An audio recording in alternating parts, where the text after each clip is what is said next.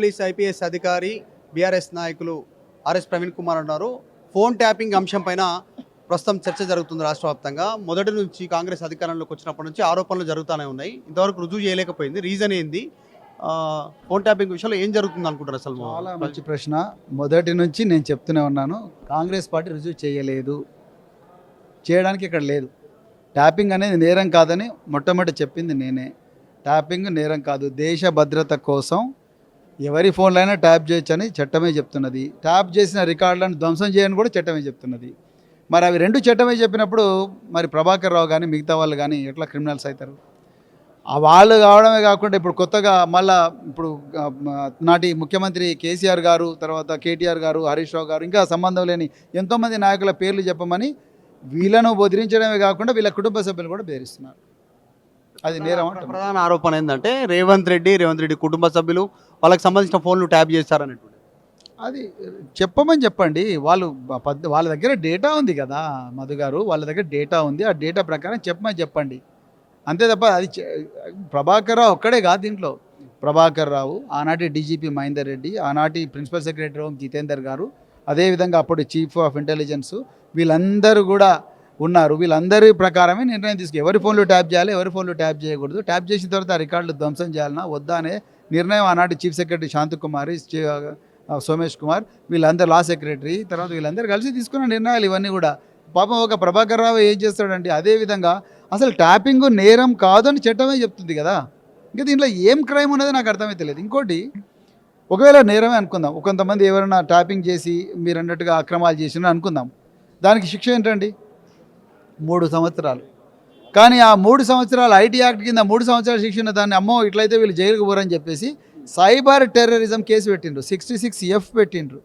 అంటే వీళ్ళు దేశ భద్రతకు ముప్పు వాటిల్లింది. వీళ్ళ వల్ల దేశంలో ఉండే నెట్వర్క్స్ అని కూడా నాశనం అయిపోయినాయి.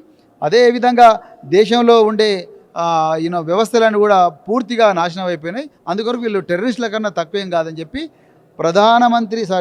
ప్రెసిడెంట్ ఆఫ్ ఇండియా మెడల్ వచ్చిన ఆఫీసర్లను టెర్రరిస్ట్ చేసింది ఈ రేవంత్ రెడ్డి గవర్నమెంట్. ఇక మీరు అర్థం చేసుకోండి, అట్లయితేనే జైలుకు పోతారని. ఆల్రెడీ ఒక సిట్ కంప్లీట్ అయింది ఆల్రెడీ 2 ఏళ్లలో. ఇది 2వ సిట్టు. స్పెషల్ దర్యాప్తు సీనియర్ ఐపీఎస్ అధికారులు సజ్జనార దానికి నేతృత్వం వహిస్తున్నారు ఇప్పుడు ప్రజెంట్. సో వీళ్ళ ఆధ్వర్యంలో మళ్ళీ సిట్టు గతంలో విచారించిన వాళ్ళందరినీ మళ్ళీ విచారిస్తూ ఉన్నారు.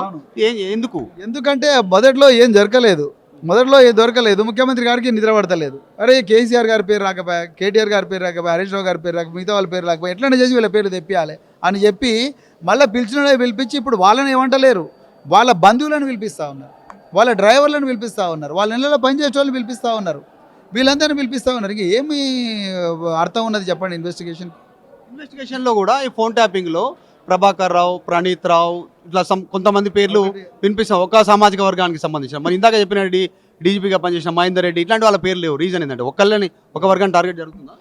నేను ఆ యాంగిల్లో మాట్లాడకూడదు ఒక ఐపీఎస్ ఆఫీసర్గా. కానీ అంటే వాళ్ళు ఇంట్రాగేషన్ అప్పుడు వాళ్ళని ఈ ప్రశ్నలు కూడా వేసిండ్రు అనేది వాళ్ళు నాకు చెప్పిండ్రు. సో కానీ ఈ కులాల చర్చ ఇప్పుడు నేను ఒక ఐపీఎస్ ఆఫీసర్గా చేయకూడదని అనుకుంటున్నా. కానీ ఇది యాదృచ్ఛికమా లేకపోతే కావాలని చేస్తున్నారా అనేది ఇక మనం చరిత్ర నిర్ణయిస్తుంది. ఇప్పుడు దాని గురించి నేను మాట్లాడితే బాగుండదు. 2 ఏళ్ళు అయింది, ఇంకెంతకాలం పడుతుంది ఈ ఫోన్ ట్యాపింగ్ విషయం? ఇంకా 3 సంవత్సరాలు నడిపిస్తారు రేవంత్ రెడ్డి దీన్ని. అంటే ఏం కంక్లూజన్ ఏం రాదా? కంక్లూజన్ రానియరు అంటున్నా కదా. ఎందుకంటే ఇప్పుడు రైతుల సమస్యల గురించి బీఆర్ఎస్ మాట్లాడుతున్నది, దృష్టి మరలించాలి. విద్యార్థుల బకాయిలు 8,000 కోట్లు రావాలి, దానికి దృష్టి మరలించాలి. దళితుల మీద విపరీతంగా దాడులు జరుగుతూ ఉన్నాయి. కర్ల రాజేషు, తర్వాత ఎర్ర రాజశేఖరు, తర్వాత ఎంతోమంది దళితులు కస్టోడియల్ డెత్కు గురైనరు. తర్వాత దళితుల భూములు గుంజుకుంటా ఉన్నారు, తర్వాత అటవీ భూములు గుంజుకుంటా ఉన్నారు, యూనివర్సిటీల భూములు గుంజుకుంటా ఉన్నారు. రైతు భరోసా రాలేదు, రైతు బంధు రాలేదు, రైతు రుణమాఫీ కాలేదు. తర్వాత హైదరాబాద్లో 9,200 ఎకరాల భూమిని మరి కబ్జా చేస్తూ ఉన్నారు, అంటే వాళ్ళకి ఇష్టమైన తెచ్చుకుంటూ ఉన్నారు. వీటి మీద తర్వాత కృష్ణా నదీ జలాల్లో ఘోరమైన అన్యాయం జరుగుతూ ఉన్నది. దాన్ని హరీష్ రావు గారు ప్రశ్నిస్తూ ఉన్నారు. చెక్ డ్యామ్లను బాంబులు పెట్టి పేలుస్తూ ఉన్నారు. తర్వాత మేడిగడ్డ ప్రాజెక్టును బాంబులు పెట్టి వెళ్చిండ్రు. వీటి గురించి మాట్లాడుతున్నది. ఇవన్నీ కంటిన్యూస్గా బీఆర్ఎస్ పార్టీ మాట్లాడుతుంది. కాబట్టి ప్రజల దృష్టి దీని మీదకి పోకుండా ఉండాలంటే బీఆర్ఎస్ పార్టీని ఎంగేజ్ చేయాలంటే ఒక బట్ట కాల్చి మీదేయాలి. అందుకొరకు టెలిఫోన్ ట్యాపింగ్ చేస్తున్నారు. మరి టెలిఫోన్ ట్యాపింగ్ అయిపోయిన వెంటనే మళ్ళీ ఏది దొరకదు కదా, అందుకొరకు దీన్ని ఇంకో 3 సంవత్సరాలు నడిపిస్తారు రేవంత్ రెడ్డి. అంటే మీరు మొదటి నుంచి అంటారు ఇంట్లో ఆధారాలు దొరకవు, డిజిటల్ ఎవిడెన్స్ కూడా ధ్వంసం చేసేటువంటి చట్టంలో ఉందంటున్నారు. మీ ఫోన్ కూడా ట్యాప్ అయిందని మీరు ఆరోపణ చేశారు, మీరు కూడా హాజరయ్యారు దీనికి సంబంధించిన విషయంలో. అట్లా కూడా మీ మీద ట్రోల్ జరుగుతూ ఉంటుంది కదా, వాటికి నేను ట్రోల్స్కి నేను వాటికి వీటికి భయపడను, కానీ నేను ఆ రోజు కూడా చెప్పిన నాకు యాపిల్ నుంచి మెసేజ్ వచ్చింది, 2 సార్లు మెసేజ్ వచ్చింది. నేను సైబర్ క్రైమ్కి పోయి కంప్లైంట్ ఇచ్చిన, అది నిజమని చెప్పిన. నన్ను పోలీసు వాళ్ళు పిలిపించిండ్రు ఈ సిట్లో భాగంగా. నేను చెప్పిన సిట్ ఆఫీసర్లకు, చూడయ్యా బాబు నాకు ఈ యాపిల్ నుంచి వచ్చిన మెసేజ్ ఇది చూసుకో నువ్వు అని చెప్పిన. దాంట్లో తప్పే ఉన్నది. నాకు పోలీసు నుంచి మెసేజ్ వస్తే నేను కంపల్సరీ నేను పోయి కోఆపరేట్ చేస్తా. కానీ ముఖ్యమంత్రి కార్యాలయంతో కుమ్మక్కై రోజు లీకులు ఇచ్చుకుంటూ, లేకపోతే వాళ్ళు వీళ్ళ పేరు వచ్చేటట్టు చూడండి, లేకపోతే వాళ్ళ కుటుంబ సభ్యులు కూడా పిలిపియండి, వాళ్ళని టార్చర్ చేయండి అనే ధోరణికి నేను వ్యతిరేకం. అట్లా చేయకూడదు.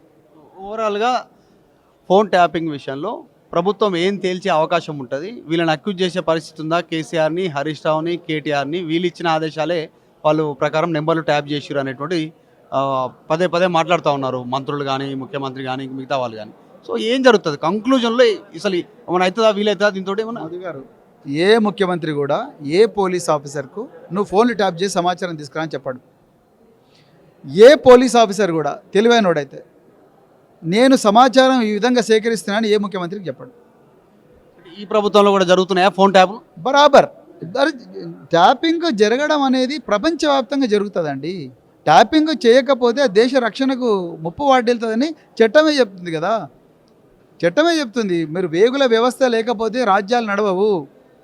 ఆనాడు ట్యాపింగ్ ఫోన్లు లేవు కాబట్టి ట్యాపింగ్ చేయలేదు, వేగులను పెట్టి నడిపించిండ్రు. ఇవాళ టెక్నాలజీ ఉంది కాబట్టి ట్యాపింగ్ చేస్తారు. దేశ భద్రత కోసం ట్యాపింగ్ చేయమని చట్టమే చెప్తున్నది. దాన్ని ఏదో నేరమైనట్టుగా చూపించడం అదే నేరం. రేవంత్ రెడ్డి ముఖ్యమంత్రి హోదాలో కూడా ఢిల్లీలో చిట్చాట్లో ఒక ఢిల్లీలో మాట్లాడుతూ ఫోన్ ట్యాపింగ్ మా ప్రభుత్వంలో కూడా జరుగుతుంది, తప్పేం లేదు. ఆయన ట్యాప్ నేను ఏమంటున్నా, ఆయన ప్రభుత్వంలో జరుగుతున్నప్పుడు తప్పు కానప్పుడు కేసీఆర్ గారి ప్రభుత్వంలో జరిగినప్పుడు తప్పు ఎట్లా అవుతుంది? ఆయన చెప్పాలిగా మరి దానికి ఆన్సర్. అదే కాకుండా ఆయన సొంత 2 క్యాబినెట్ మినిస్టర్ల మీదనే ట్యాపింగ్ చేసి వాళ్ళ ఇన్ఫర్మేషన్ అంతా తీసుకున్నాడని చెప్పేసి సౌత్ ఫస్ట్ అనే పత్రిక ప్రకటించింది. మరి అంటే ఆయన కూడా చేస్తున్నట్టే కదా. మరి ఆయనకు ఒక న్యాయం, వీళ్ళకి ఒక న్యాయమా? అది తప్పని అంటున్నారు. రేవంత్ రెడ్డి గారికి అటెన్షన్ డైవర్షన్లో వారు సిద్ధాస్తులు.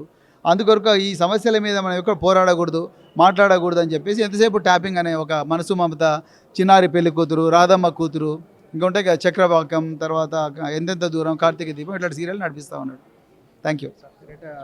అటెన్షన్ డైవర్షన్ చేయడానికి, అంటే ప్రజా సమస్యలు ఏవైతే ఉన్నాయో వాటిని డైవర్షన్ చేయడానికి ఏదో ఒక రూపంలో మళ్ళీ ఫోన్ ట్యాపింగ్ అంశాన్ని ప్రతి 2-3 నెలలకు ఒకసారి తెరపైకి తెచ్చే ప్రయత్నం చేస్తూ ఉన్నారు. ప్రస్తుతం జరుగుతుంది కూడా అదే.